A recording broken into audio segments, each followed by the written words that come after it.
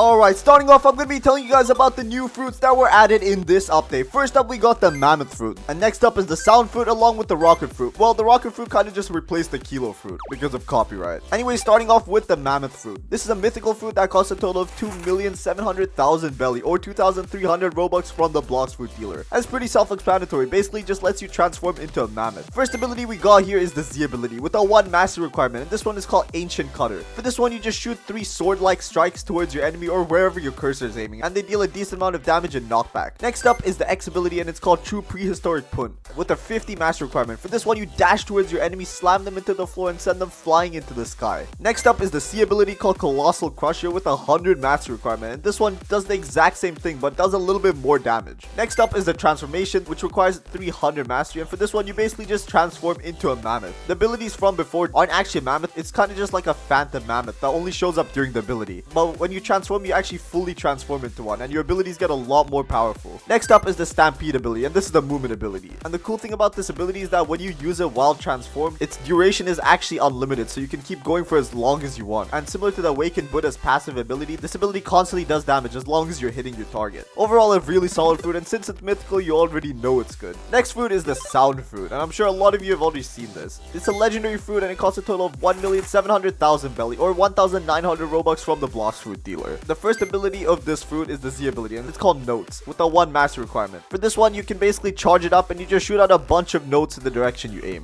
Very solid ability. Next ability is the X ability with a 50 master requirement, and for this one, you basically just shoot a wave of sound towards wherever your cursor is aiming. A very solid ability, and it deals a decent amount of AoE damage. Next up is Symphonic Radiance, the C ability with a 100 master requirement. For this one, you spawn a disco ball into the sky and it just aimbots onto your target. Well, not really aimbot because it shoots all over the place, but you're guaranteed damage. And this, I would say, is better when you're fighting more people at the same time or for grinding. Next ability is called Glorious Harmony, and for this one, you basically just gather a bunch of balls around you and you can shoot them towards wherever you want. And once you shoot all of them, it basically just plays a huge music note and actually shakes your screen and changes color. And this is probably one of the coolest looking abilities in the game. Next up is the F ability, and this is the movement ability of the fruit with a 175 mastery requirement. And this one is very similar to the Flame Fruit's abilities, but instead of a flame trail, you actually leave behind a sound trail. Overall, a very solid fruit, but I wouldn't really say it's a really high class fruit. It's a very solid one indeed. Next up, we got the Rocket Fruit, and since this is replacing the Kilo Fruit, its stats are basically the same. It costs a total of 5,000 belly or 50 Robux from the Blox Fruit dealer. And the first ability is called Missile Fist with a 1 master requirement. For this one, very self-explanatory, you just shoot a missile towards wherever you're aiming. Next up, we got the Airstrike ability, and for this one, wherever your cursor is, you basically just summon a bunch of missiles, and they do a decent amount of damage. Next up, we got the Rocket Crash ability, and for this one, you jump up into the sky, then you slam back down into the floor. Also a pretty decent ability. Next up is the Movement ability, the final ability for this fruit with a 75 master requirement, and this one is called Blast Off, and this is very similar to the Flame Fruit's movement ability. You just jump and you kind of just fly around. Obviously, I would say this is probably the worst fruit in the game, but for its price, it's very solid. And that's it for the new fruits that were added. But did you know that there's actually a new fighting style that was added called Sanguine Art? And this fighting style is actually a blood-based fighting style, which you can learn from an NPC called Safi in the 3rd Sea. This fighting style costs a total of 5 million belly along with 5,000 fragments. And the requirements for this are that you have to own an item called the Leviathan's Heart, which you can get from the Leviathan Sea event, which is a new thing that was added as well. And the way you get is by using a harpoon from the Beast Hunter ship, also a new ship. We will get into both of those later. Once you do that, all you gotta do is head over to the basement of the Tiki Outpost inside of the main castle. Then you gotta talk to the NPC called Shafi, and then you can learn it from there for the total cost of a Leviathan's Heart, 20 Demonic Wisps, 20 Vampire Fangs, and 2 Dark Fragments. Very first ability of this fighting style is the right click ability. Yup, that's something new with the fighting style. We've never seen this before. This one, you basically just spawn in a bunch of bats around you, and you can just shoot them to wherever you are. But since this is just a right click ability, it's not insane, it's just pretty decent. Next, we got Bloodbane Drain with a 125 mastery requirement. With this one, you basically just dash towards your enemy and you just hit them repeatedly a bunch of times, and it deals a decent amount of damage. Next up is the Scarlet Tear ability with a 250 master requirement. For this one, you basically just shoot a bunch of claw marks towards your enemy. Next up, we got Devourer of Worlds, and this ability actually has 2 different variations, just like some other fighting styles in the game. The first variation is actually pretty similar to one of the Dough Fruit's abilities. You basically hit your opponent with something and then you just send them into a trail of hits, dealing a butt ton of damage to them. And the second variation of this ability is you shooting a ball into the sky, and it basically just aimbots whoever you're standing next to and deals a decent amount of damage. Overall, this fighting style is very solid, but I'm not sure if it's better than God Human. I think we'll have to wait for a bit and see how people use it. We also got a new sword, and this one is called Shark Anchor, and it's a legendary sword, and the way you get it is by getting the Monster Magnet from the Shark Hunter, and then you have to go into the Sea Danger level 3 and 6, which is also something that's new, and then you have to find the special Terror Shark with the anchor. And don't don't worry guys, we'll get into all of this stuff later, so if you don't understand something, just keep watching. And the very first ability of this sword is called Typhoon Toss with 150 master requirement. And for this one, you basically just spin the sword around in the chain and you catch any enemy that's next to you and you deal a decent amount of damage. And this is pretty similar to the Doze C ability.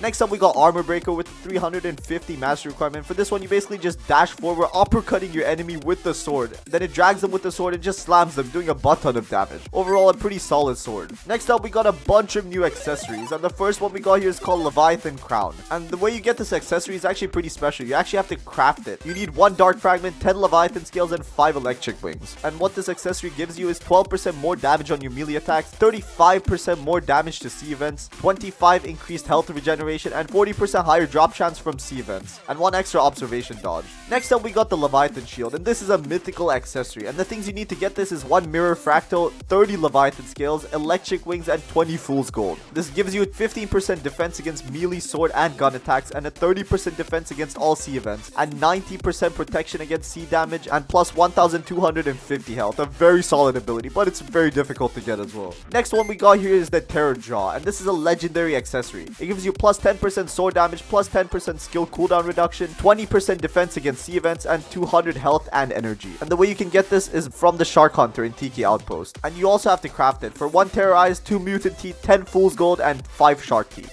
Next up, we got the Shark Tooth Necklace, and this is a rare accessory. It basically just lets you run faster by 50%. It gives you a 10% increased dash distance, 25% more damage to C events. And you can craft this in the same place for 1 Mutant Tooth and 5 Shark Teeth. Moving on from the accessories, we actually got a whole new island in this game, and it's called Tiki Outpost, and I'm sure you've all seen this. At this island, there's actually a bunch of new NPCs. The first one is the Spy. Next, we got the Beast Hunter NPC, the Shark Hunter, Safi, the Dragon Talon Sage, and those are the NPCs that you can buy stuff from and talk to. Now let's talk about the enemies that you're there to kill. First ones we got here is the Island Outlaw. Then we got the Island Boy, the Island Champion, and the Sun-Kissed Warriors. Now let's talk about the NPCs on this island and what they do. The first NPC, which is a spy NPC, gives you clues about the Leviathan for 1,500 fragments, but I guess you can just watch a YouTube video for this. Next up is the Beast Hunter, and basically what this NPC does is help you craft 2 different accessories, and also a boat. He helps you craft the Leviathan's Crown and the Leviathan Shield, and he also helps you craft the Beast Hunter boat. Next up is the Shark Hunter NPC. He sells the Shark Tooth Necklace from before, the Terror Jaw, and the Monster Magnet, and these can all be very useful for C events. Next up we got the Shafi NPC, and this is the guy that sells you the new fighting style. Next up we got the Dragon Talon Sage, and what you can do with this NPC is actually another new mechanic. You can enchant your swords and guns. We'll talk about that a bit later.